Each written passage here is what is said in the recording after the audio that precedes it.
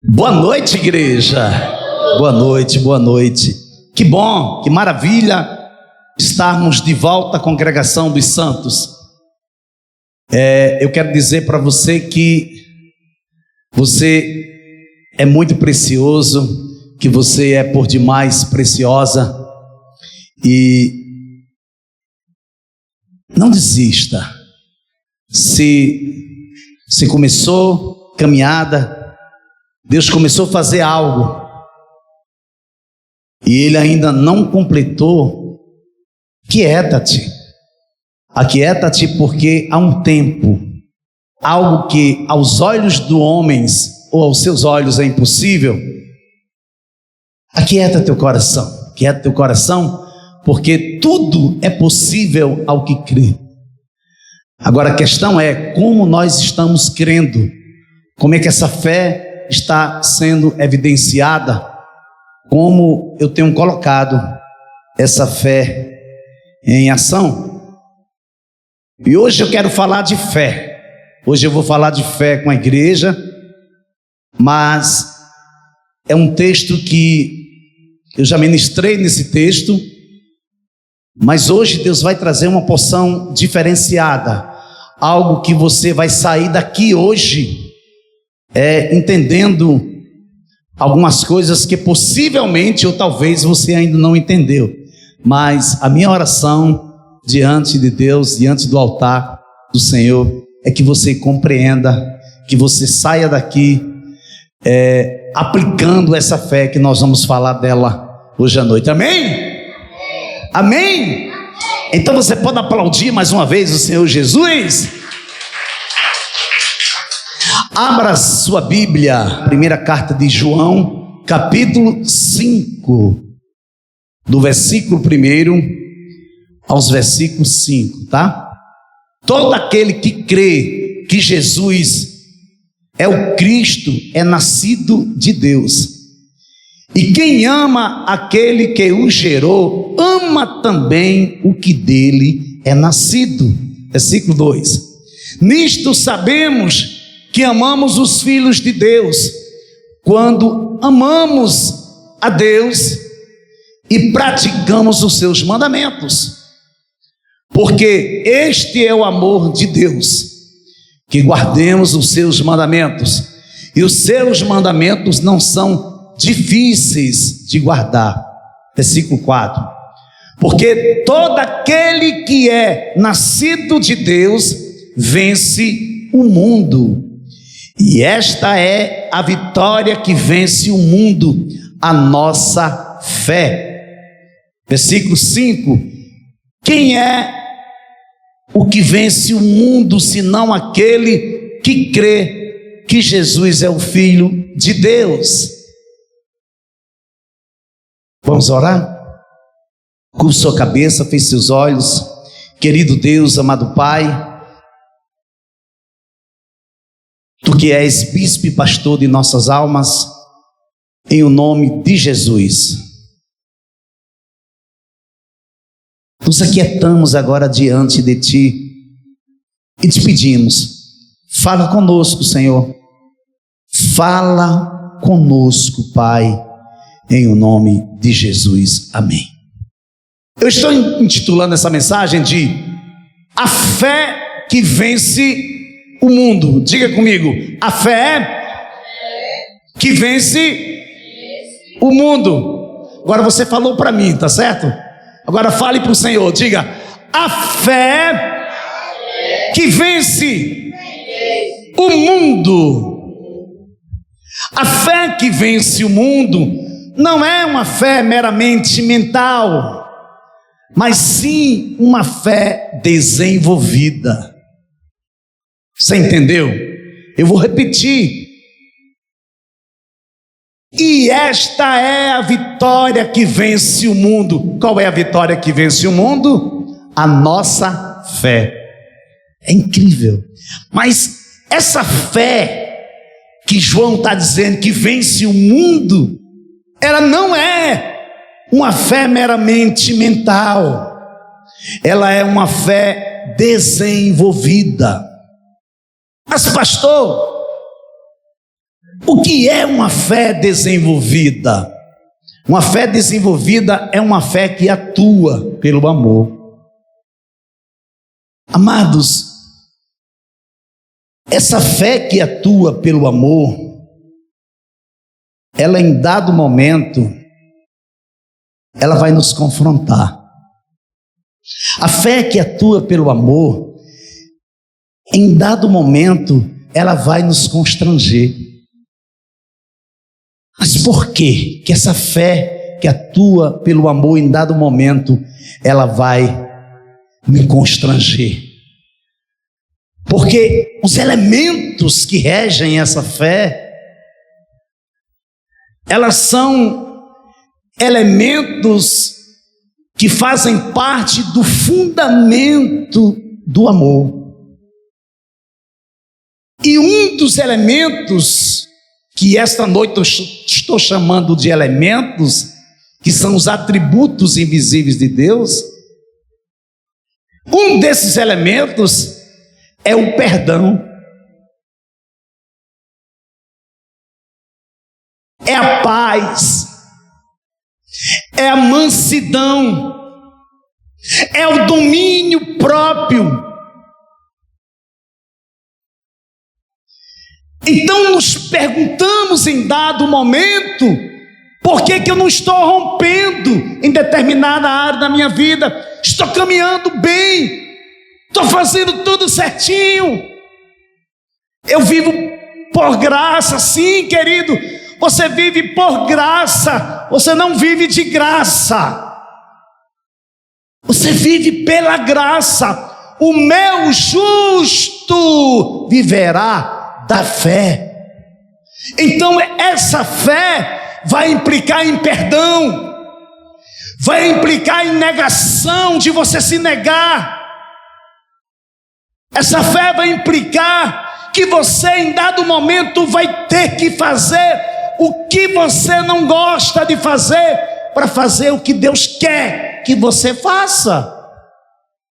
Por isso que eu digo que em dado momento, o que norteia essa fé, ela vai nos constranger, porque ela vai exigir de cada um de nós força, coragem, determinação, partir para cima, para resolver o que se tem que resolver, e não ficar protelando, empurrando com a barriga.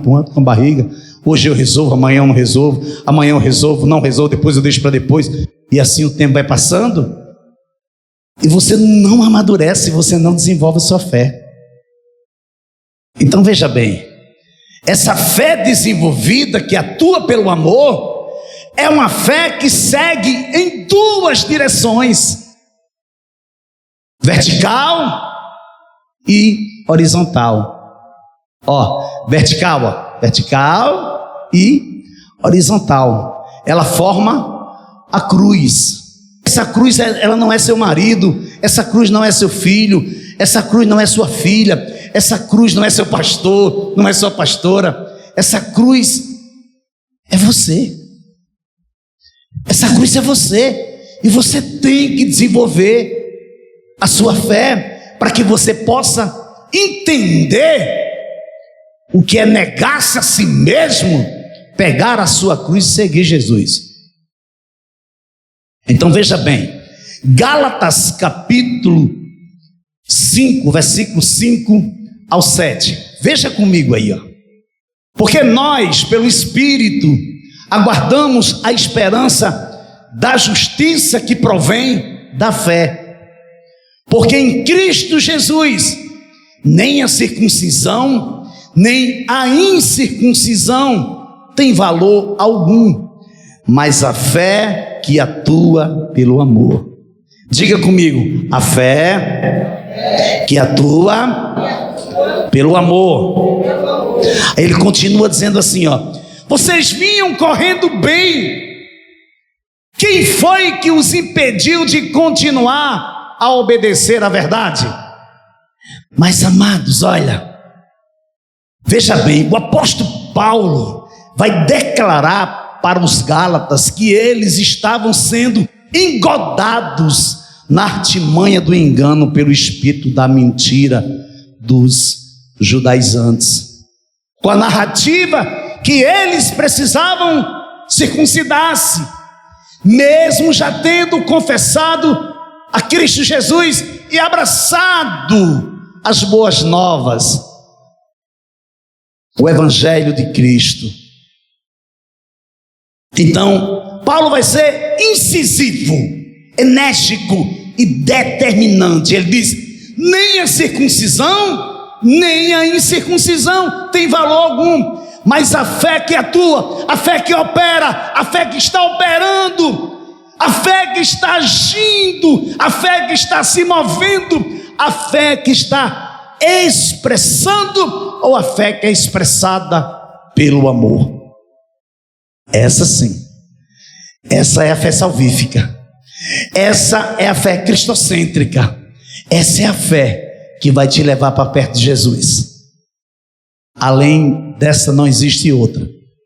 Existe, amado, ou existem vasos que são criados para honra, e existem vasos que são criados para desonra. O que nós queremos? Nós queremos ser vasos criados para honra ou para desonra? Interessante que Paulo vai, usado pelo Espírito de Deus, ele tem essa narrativa. Ele olha para quê? Ele olha para os vasos que eram feitos na Grécia e enviados para Roma. Mas interessante, quando eles iam fazer a seleção dos vasos, os vasos não podiam ter ruptura alguma.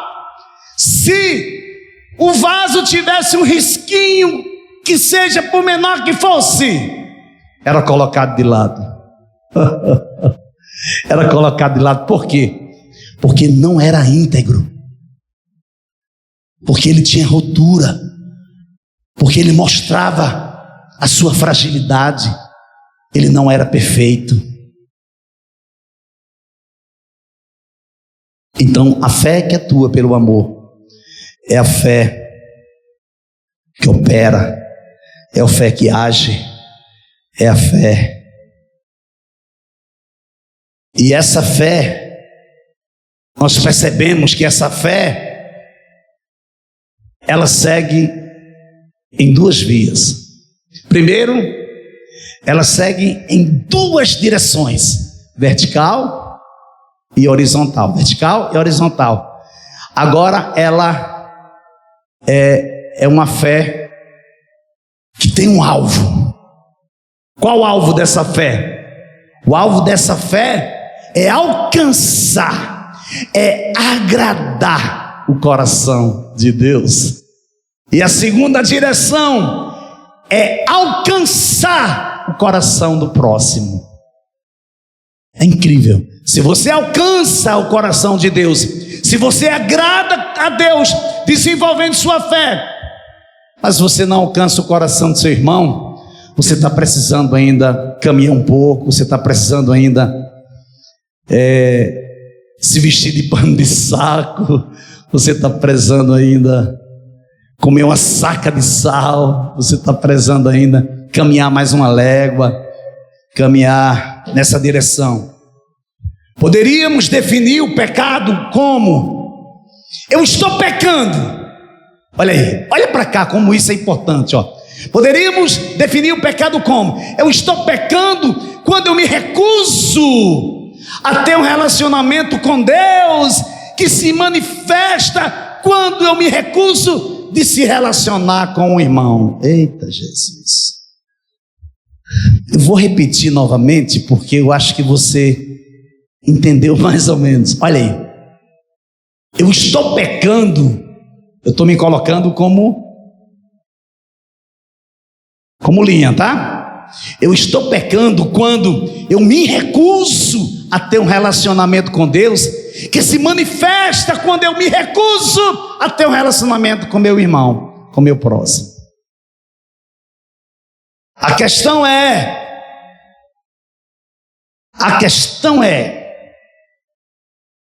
recusar-se a confrontar e não lutar contra o pecado é recusar-se a lidar com relacionamentos. Primeiramente, a se relacionar com Deus, quando em Deus revela-se o defeito, o pecado do meu irmão, então eu me recuso, eu não quero, eu estou fora, eu não faço parte disso. Mas interessante que a coisa vai ficar mais séria. A coisa vai ficar mais séria que recusar-se a confrontar, a lutar contra o pecado, é recusar-se a lidar com relacionamentos. Agora me diga uma coisa. A questão é, se não lidamos com relacionamentos, como vamos ser perdoados?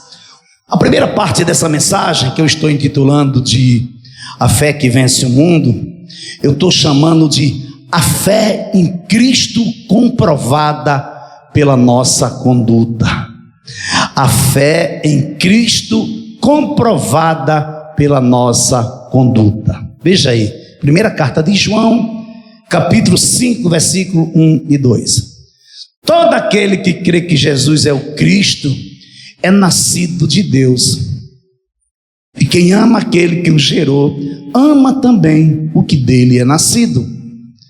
Versículo 2. Nisto sabemos que amamos os filhos de Deus, quando amamos a Deus e praticamos os seus mandamentos.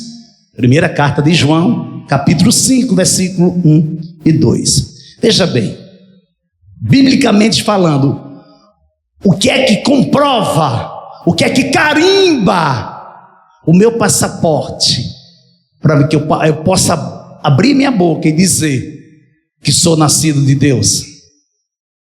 Todo aquele que crê que Jesus é o Cristo é nascido de Deus. Então, quando eu creio que Jesus é o Cristo, que é o Messias, que é o libertador de Israel, que é o libertador dos gentios, que é o Deus Todo-Poderoso, que é o Deus que está aqui nesta noite, o Emanuel, Deus conosco. Quando eu creio que Jesus é este Deus, então João está dizendo que eu sou nascido de Deus. Mas ele vai completar mais, ele diz: e quem ama aquele que o gerou, também ama o que é nascido dele. Aí ele diz: nisto sabemos que amamos os filhos de Deus, quando amamos a Deus e praticamos os seus mandamentos. Meu Deus! Mas quando é que eu sei que eu não estou praticando os mandamentos de Deus, os preceitos de Deus? Quando é que eu sei? Quando eu não estou amando o meu irmão, quando eu estou odiando o meu irmão, quando eu estou falando mal do meu irmão pelas costas, quando eu dei um sorriso para ele na frente, quando ele sai ou quando ela sai, eu vou falar mal dele, eu vou falar dele pelas costas. Então você está declarando com sua própria boca que você não nasceu de novo, que você não é filho de Deus coisa nenhuma, segundo o texto de João. Isso não é só você não, amado. Vou começar por mim. Se eu tiver essas práticas mundanas, ou essas práticas evangeliquei, sim, eu posso enganar quem eu quiser enganar, mas a Deus eu não vou enganar. Mas se você diz que ama a Deus e você não ama seu irmão, você não nasceu coisa nenhuma, patavina nenhuma. Você está fora, você está longe do propósito que Deus chamou você.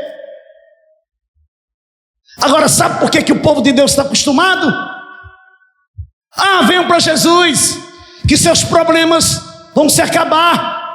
Venha para Jesus, você vai ter um carro novo, você vai ter uma casa nova. Venha para Jesus, porque você vai se casar, porque até agora você não casou.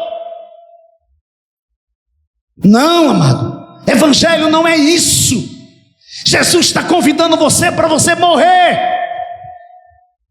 Você precisa morrer para você mesmo. Você precisa deixar de ser mentiroso, deixar de ser mentirosa.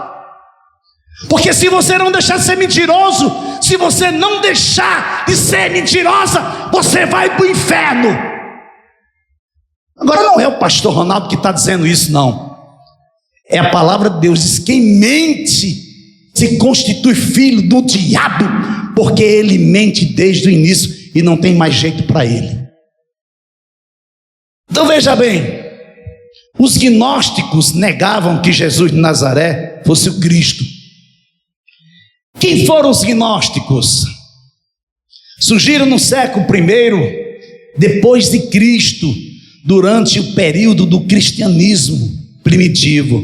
Os gnósticos são um grupo de pessoas que seguem a gnose, uma corrente filosófica e religiosa que surgiu nos primeiros séculos do cristianismo. A gnose é baseada na busca por conhecimento espiritual e na compreensão da natureza divina. Amados, é perca de tempo, é pura heresia. Como é que você vai ter a compreensão da natureza divina? Como é que você vai compreender Deus na sua totalidade? Não. Romanos capítulo 11, versículo 33 a 36. Ó profundidade da riqueza, tanto da sabedoria como do conhecimento de Deus! Quão inexplicáveis são os seus juízos e quão insondáveis são os seus caminhos. Pois quem conheceu a mente do Senhor? Ou quem foi o seu conselheiro? Ou quem primeiro deu alguma coisa a Deus para que isso lhe seja restituído? Porque dele e por meio dele e para ele são todas as coisas. A ele seja a glória para sempre. Amém. Romanos capítulo 11, versículo 33 a 36. Deixa eu falar uma coisa para você. Essa vida com Jesus é muito maravilhosa. Agora, essa vida com Jesus, ela vai requerer de mim e de você decisões, escolhas. Ela vai me colocar num nicho de responsabilidades que vai depender de mim, porque o que depender de Deus, Deus irá fazer, irá realizar, mas o que depender de mim, só eu vou poder realizar, só eu vou poder fazer. Então veja bem, João torna a fé nesta verdade um teste essencial do nascido de Deus. E que verdade é essa? Como nascidos de Deus, amamos os irmãos. E aqui eu preciso ponderar, eu preciso parar e preciso dizer uma coisa muito séria para a igreja nesta noite. A igreja contemporânea, a igreja do Senhor, ela está passando por uma crise muito grande no quesito, no contexto,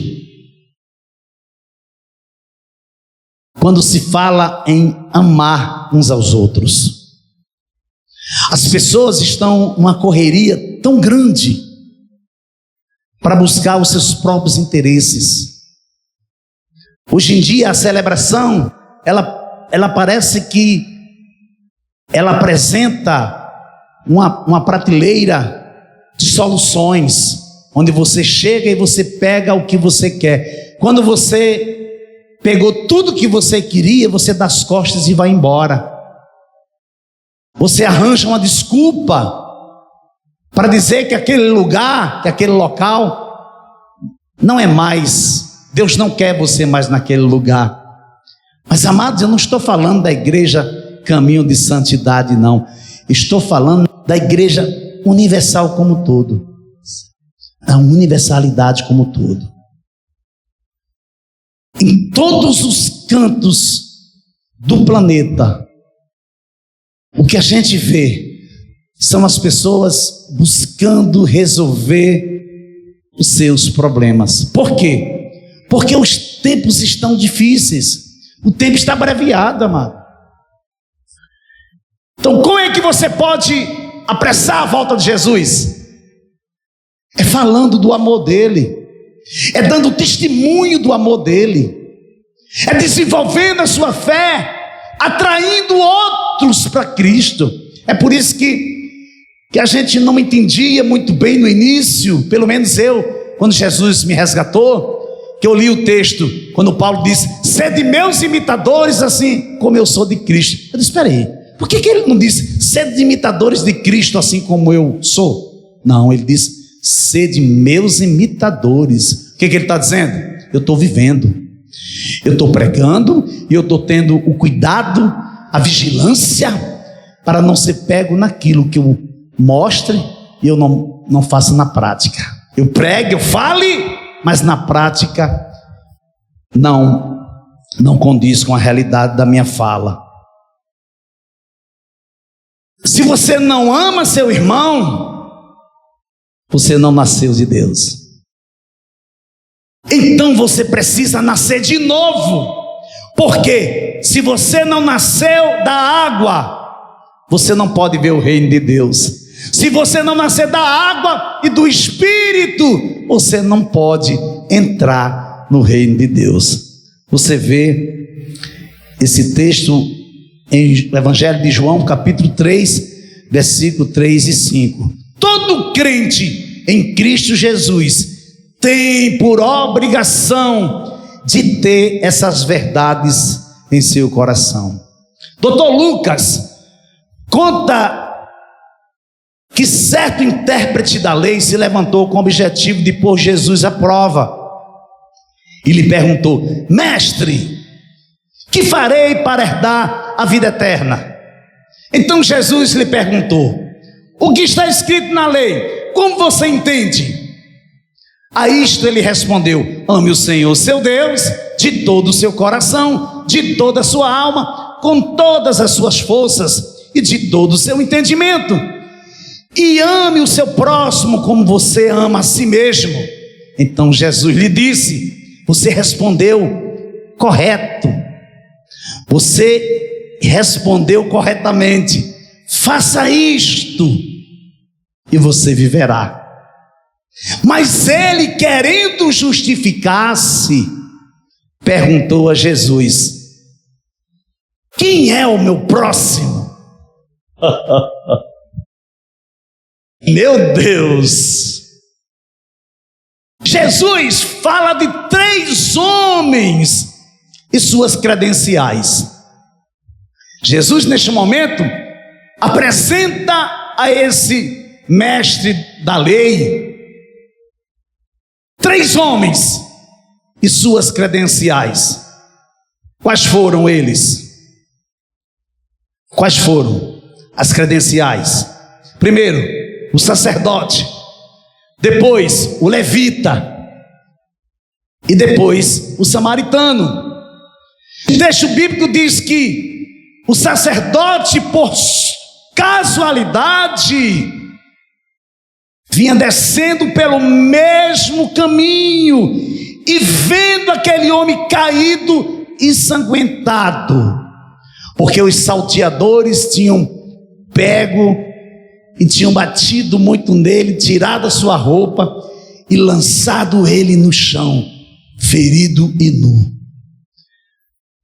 O texto bíblico diz que casualmente vinha um sacerdote. Olha, ele vem pelo mesmo caminho. Quando ele vê aquele homem, o que é que ele faz? Ele passa de largo, ou seja, ele vai para o outro lado do caminho. Aqui nós não vamos falar a motivação do coração do sacerdote, Porque Jesus não mostra no texto, porque o sacerdote não parou. Mas diz que de repente vai passando o levita pelo mesmo caminho, casualmente. O texto é explícito, o texto é literal. Diz que casualmente o levita vai passando pelo caminho, vê ao longe aquele homem caído, ensanguentado. O que é que ele faz? Ele passou de largo, passou pelo outro lado da estrada. Aí Jesus agora vai para o terceiro homem. Esse, amado, ninguém nem define que credencial ele tinha. Dr. Lucas escreve o que Jesus falou, diz que certo samaritano que seguiu o seu caminho, passou perto do homem e vendo, compadeceu-se dele. Vai entender, amado. O samaritano, para os judeus, o samaritano não tinha nem alma. O samaritano era um povo desprezível. Mas se nós puxarmos o histórico dos samaritanos em relação ao povo judeu, tem uma história bastante excruciante, né? O que é que acontece? O samaritano se aproxima daquele homem, limpa as suas feridas, passa óleo nas suas feridas, coloca ele no seu animal, leva para uma hospedaria, chega lá, dá uma parte do dinheiro, diz: olha, eu vou à viagem, cuide desse homem, faça o que preciso for, quando eu retornar, se precisar mais de alguma coisa, eu restituo, eu pago. Meu Deus. Então Jesus perguntou: qual destes três lhe parece ter sido próximo do homem que caiu nas mãos dos ladrões? O intérprete da lei respondeu: o que usou de misericórdia com ele? Então Jesus lhe disse: vá e faça o mesmo. Interessante que antes primeiro Jesus diz: faça isso e você viverá. Agora Jesus diz: vá e faça o mesmo. A segunda parte da mensagem agora é a fé comprovada pela confiança. Veja aí, primeira carta de João, capítulo 5, versículo 3 a versículo 4. Ele vai dizer assim, ó: porque este é o amor de Deus, que guardemos os seus mandamentos, e os seus mandamentos não são difíceis de guardar. Versículo 4. Porque todo que é nascido de Deus vence o mundo, e esta é a vitória que vence o mundo, a nossa fé. Primeira carta de João, capítulo 5, versículos 3 e 4. Guardar os mandamentos de amar os irmãos somente é possível por causa da vitória que o cristão tem sobre o mundo. Sabia? Pensa comigo. José teve sonhos. Só que José ia e contava seus sonhos para os seus irmãos. Só que os irmãos de José já eram cismados com ele. Por quê? Porque ele ia se encontrar com eles para saber o que eles estavam fazendo, para chegar e contar para o seu pai. Só que quando ele conta os sonhos, os irmãos começam a ter inveja dele.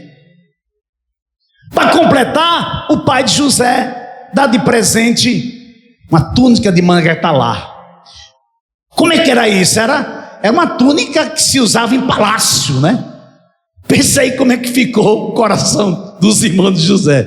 Aí o texto diz que eles tiveram ódio dele. Aí sabe o que fizeram? Tramaram a morte de José. Amados, quem foi que tramou a morte de José? Seus irmãos. Agora me diga uma coisa para mim nesta noite, mas não diga para mim não, diga para Deus. Você já foi decepcionado com seu irmão? O seu irmão já passou a perna em você? O seu irmão ou sua irmã já quis ver você pelas costas?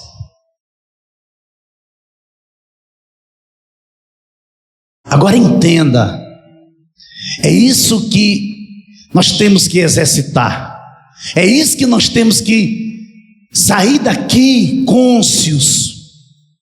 conscientes que a fé que vence o mundo é uma fé que atua pelo amor, e essa fé segue na direção do coração de Deus e na direção do coração do irmão. Olha como é sério. Lembra que eu falei no início?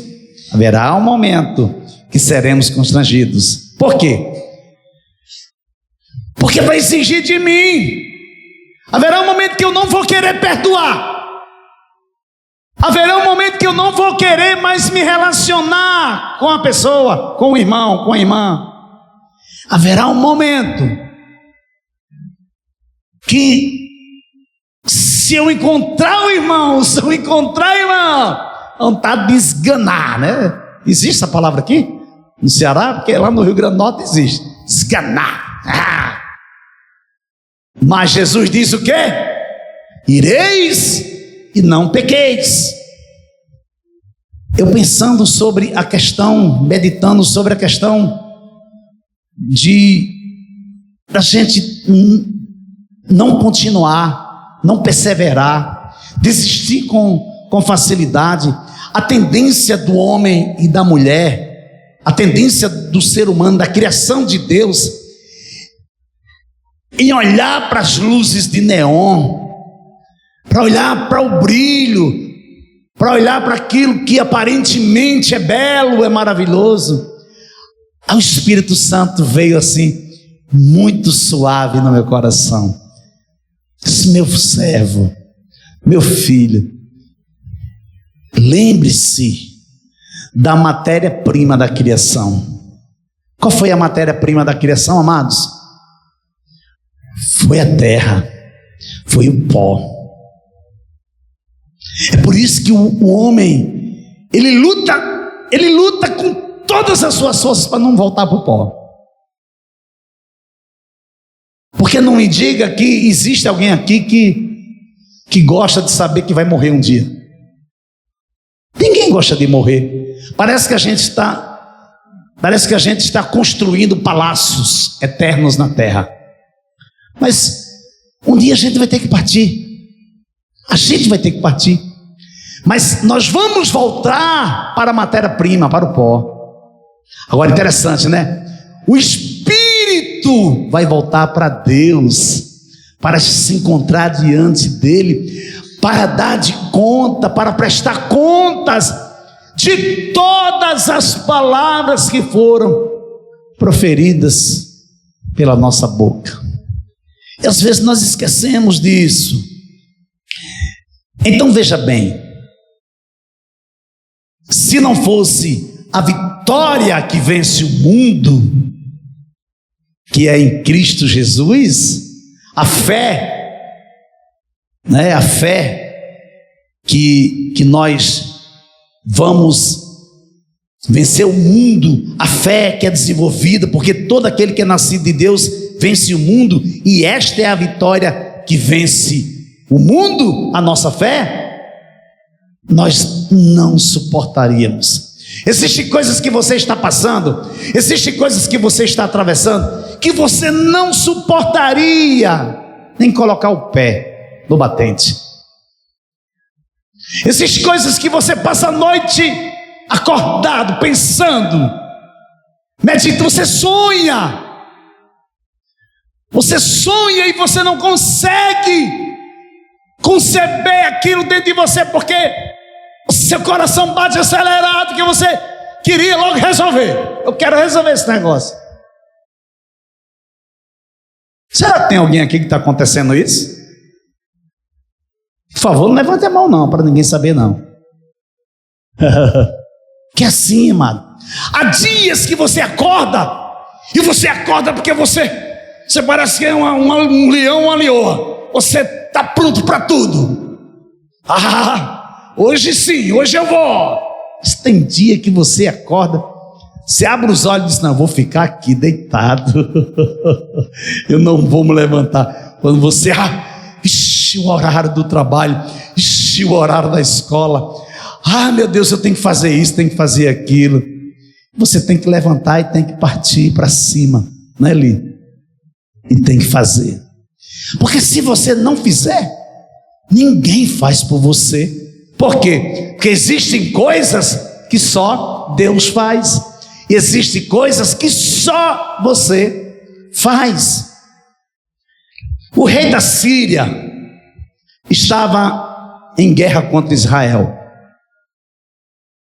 E tudo que ele planejava e falava, em tal e tal lugar estará no meu acampamento. Ele falava isso dentro do quarto dele, amado. Ninguém estava na porta, ninguém estava dentro do quarto. Mas interessante que o profeta mandava dizer ao rei de Israel, o homem de Deus mandava dizer ao rei de Israel: evite passar por tal lugar, porque os sírios estão descendo para ali. Eita Jesus!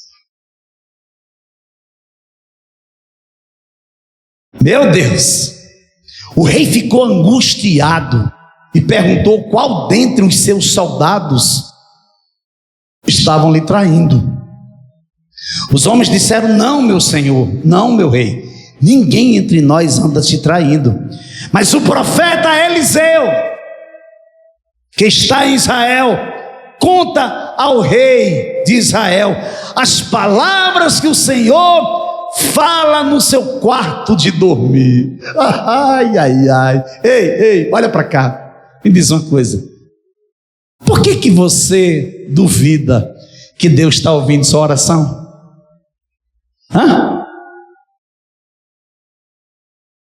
Por que você cocheia em dois pensamentos?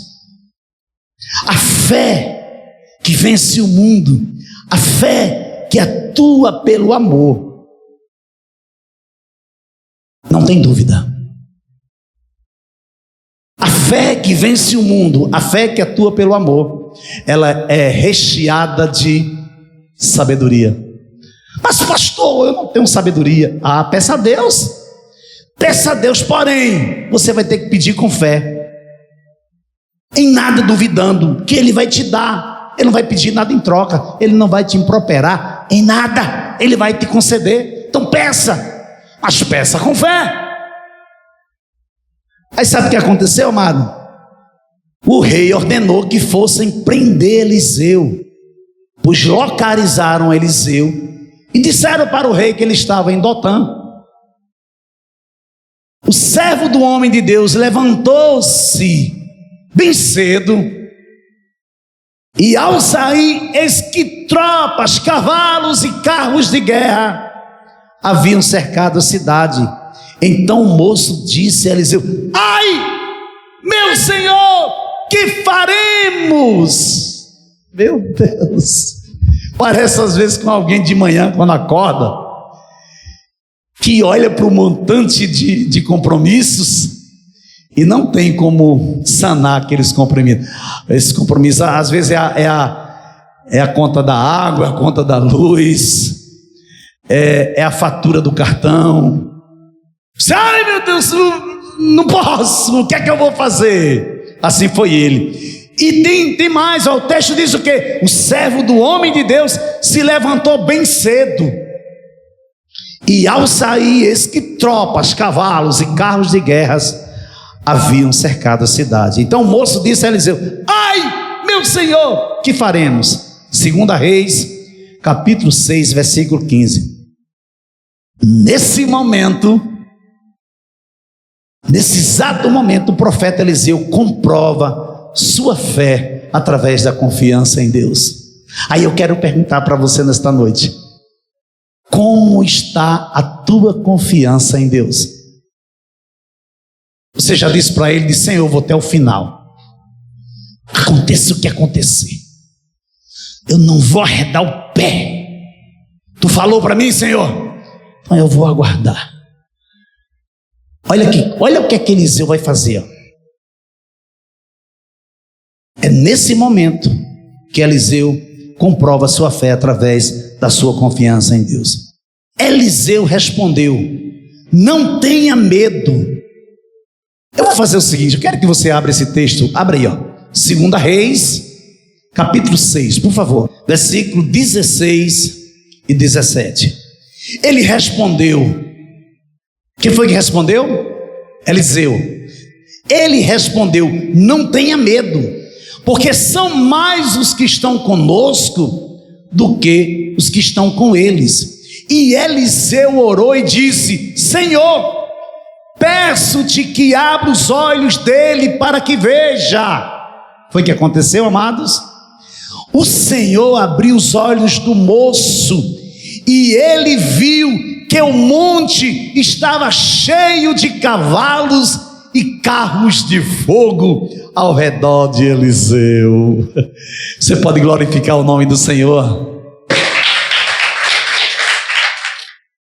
Você pensa que você está sozinho?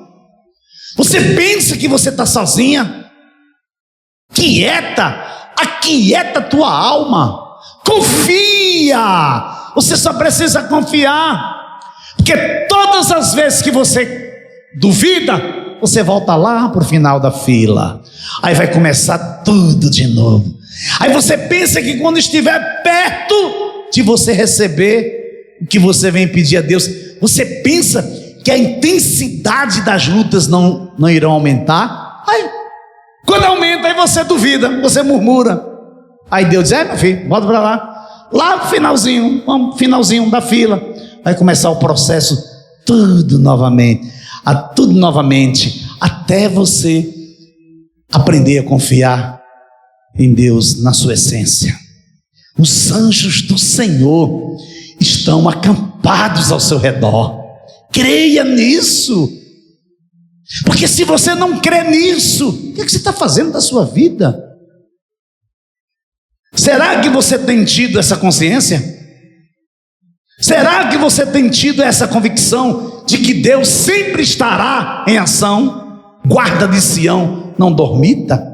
Olha que texto tremendo, abra sua Bíblia em Salmo 121, um salmo que só tem 8 versículos. Salmo 121. O salmista vai dizer assim, eleva os meus olhos para os montes, de onde me virá o socorro? O meu socorro vem do Senhor, que fez o céu e a terra. Ele não permitirá que os seus pés vacilem, não dormitirá aquele que guarda você. É certo que não dormita, nem dorme o guarda de Sião. O Senhor é quem guarda você. O Senhor é a sombra à sua direita. De dia não lhe fará mal o sol, nem de noite a lua. Versículo 7. O Senhor guardará você de todo o mal, guardará a sua alma. O Senhor guardará a sua saída e a sua entrada, desde agora e para sempre. Salmo 121, versículos de 1 a 8. Sabe o que é isso, amados? Isso é confiança. Você sabe o que é isso? É a fé que atua pelo amor, é a fé salvífica, é a fé cristocêntrica, é a fé que vence o mundo. É clássico acontecer assim, nós estamos orando, estamos de joelho no chão, orando, mas oramos mesmo intensamente. De repente começamos a perceber que o cenário da minha oração está mudando. Eu disse: glória a Deus, está dando certo. O Senhor está ouvindo o meu clamor. O Senhor está chegando até o Senhor minhas orações.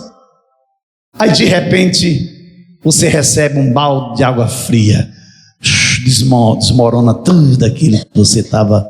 Você não vê mais nada. Aí você não entende que é neste momento que você precisa dar um passo para trás e depois dar 2 passos para frente de confiança e dizer: Senhor, eu estou entendendo. Tu está me dizendo que agora chegou no ponto crítico, que eu tenho que amadurecer, que eu tenho que crer, que tu vai fazer, que tu me prometeu. Por isso, amados, olha para cá, a porta dos fundos é mais larga que a porta da frente. A multidão que sai por essa porta é incontável em relação à multidão que entra por essa. Sabe por quê? Porque as pessoas se decepcionam, porque o meu povo peca por falta de conhecimento, porque você precisa tirar tempo sozinho com Deus, você precisa ler a palavra dele, você precisa meditar na palavra dele. O pastor está pregando aqui, você está aí lendo na sua Bíblia, buscando, vendo se o pastor está distorcendo o texto, porque Deus está falando com você, é com você mesmo que ele está falando. Essa confiança que temos que ter, que aconteça o que acontecer, Deus sempre estará do nosso lado. Qual a promessa de Jesus? Eis que eu estarei convosco todos os dias até a consumação dos séculos. Olha aí, veja, Jesus entrou no barco e seus discípulos o seguiram.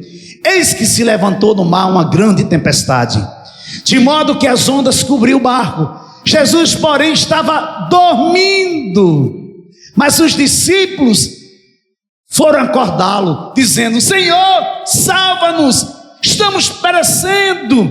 Então Jesus perguntou: por que vocês são tão medrosos, homens de pequena fé? E levantando-se, repreendeu os ventos e o mar, e tudo ficou bem calmo.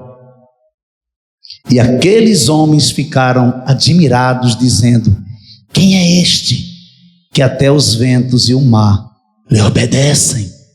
Mateus capítulo 8, versículos 23 a 24.